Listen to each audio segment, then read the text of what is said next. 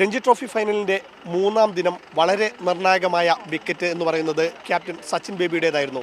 അർഹിച്ച സെഞ്ചുറിയിലേക്ക് പോയ സച്ചിൻ ഒരു അനാവശ്യ ഷോട്ടിന് ശ്രമിച്ചുകൊണ്ടാണ് വിക്കറ്റ് നഷ്ടപ്പെടുത്തിയത്. അതിനുശേഷം കേരളത്തിൻ്റെ കൂട്ടത്തകർച്ചയായിരുന്നു. അവസാന 4 വിക്കറ്റുകൾ കേവലം 14 റൺസിനാണ് കേരളം നഷ്ടപ്പെടുത്തിയത്. ഒരു ഡീപ്പ് സ്ലോഗിന് ശ്രമിച്ച സച്ചിൻ്റെ ഷോട്ട് ഡീപ്പ് മിഡ് വിക്കറ്റിൽ മലയാളി കൂടിയായ കരുൺ നായരാണ് കൈപ്പിടിയിൽ ഒതുക്കിയത്. അതുതന്നെയായിരുന്നു മത്സരത്തിൻ്റെ ഒരു മൊമെൻറ്റം എന്ന് പറയുന്നതും. സച്ചിൻ ആ ഒരു ഷോട്ട് ഒരു ഗ്ലോറി ഷോട്ടിന് ശ്രമിച്ചതായിരിക്കുമോ? ഇല്ല, സച്ചിൻ്റെ എനിക്ക് തോന്നുന്നു ആ ഫ്ലോയിൽ കളിച്ചു പോയതാണ്. പക്ഷേ നല്ലൊരു ഇന്നിങ്സ് ആയിരുന്നു. നമുക്ക് എളുപ്പം അതിന് ഒന്നും പറയാൻ പറ്റത്തില്ല.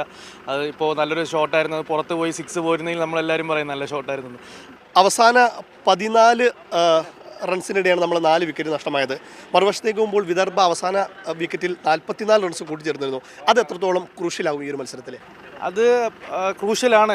അവരൊരു 40 റൺസ് പാർട്ണർഷിപ്പ് ഉണ്ടായിരുന്നു ലാസ്റ്റ് വിക്കറ്റ്. അത് ക്രൂഷ്യലാണ്. പക്ഷേ കുഴപ്പമില്ല, ഇനി 2 ദിവസമുണ്ട്.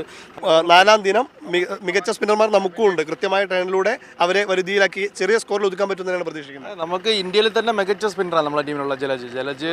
എനിക്ക് തോന്നുന്നു 500 വിക്കറ്റിന് അടുത്തായി ജലജ് ഭായ്.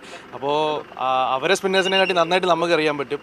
ഉറപ്പാണ്. ഇപ്പോൾ ഇനിയും സർവാത്തെ 300 വിക്കറ്റ് എടുത്തിട്ടുണ്ട് ഫസ്റ്റ് ക്ലാസ്സിൽ. അപ്പോൾ ഈസിയായിട്ട് നാളെ അറിയാൻ പറ്റും. ഉറപ്പായിട്ടും കേരളത്തിൻ്റെ അണ്ടർ 40-60 താരങ്ങൾ കൂടിയുണ്ട്. സച്ചിൻ്റെ സെഞ്ചുറിയൊക്കെ ഇങ്ങനെ കൈയടിക്കാൻ വേണ്ടി ഇങ്ങനെ റെഡിയായി നിൽക്കായിരുന്നു അല്ലേ? അപ്പോൾ ഔട്ടായപ്പോൾ എന്താ തോന്നിയത്? ഉറപ്പായിട്ടും വലിയ പ്രതീക്ഷയിൽ തന്നെയാണ് കേരള താരങ്ങളൊപ്പം തന്നെ മുൻ രഞ്ജി താരം കൂടിയായ അഭിഷേക് മോഹനാണ് നമുക്കൊപ്പം ചേർന്നത്. എന്തായാലും നാളെ 4-ാം ദിനം വളരെ ക്രൂഷ്യലാണ്. ഏറ്റവും ചെറിയ സ്കോറിൽ തന്നെ വിദർഭയെ ഒതുക്കി അവസാന ദിനം വളരെ മികച്ച പോരാട്ടത്തോടു കൂടി ഒരു അഭിമാനകരമായ പ്രകടനം നടത്തിക്കൊണ്ട് മടങ്ങാമെന്നുള്ളത് തന്നെയായിരിക്കും കേരളത്തിൻ്റെ പ്രതീക്ഷകൾ. നാഗ്പൂരിലെ VCS സ്റ്റേഡിയത്തിൽ നിന്നും ക്യാമറമാൻ സ്റ്റീഫൻ മാത്യുവിനൊപ്പം ജയേഷ് പൂക്കോട്ടൂർ, മാതൃഭൂമി ന്യൂസ്.